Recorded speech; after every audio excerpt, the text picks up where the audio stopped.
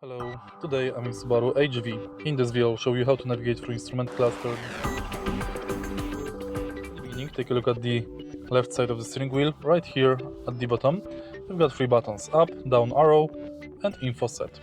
Use these buttons to navigate through instrument cluster.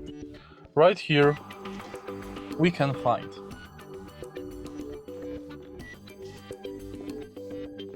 tank capacity, odometer, trip A info, trip B info, current gear mode and cruise control menu.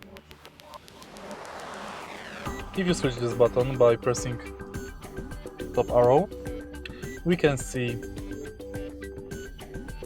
tire pressure,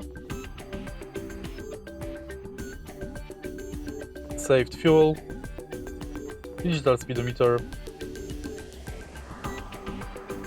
trip timer, range, average fuel consumption, current fuel consumption, and then we can go to menu.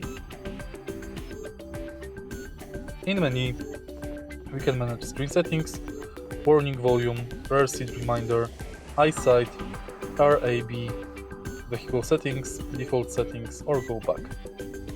If you find this video helpful, please leave a like, comment, and subscribe.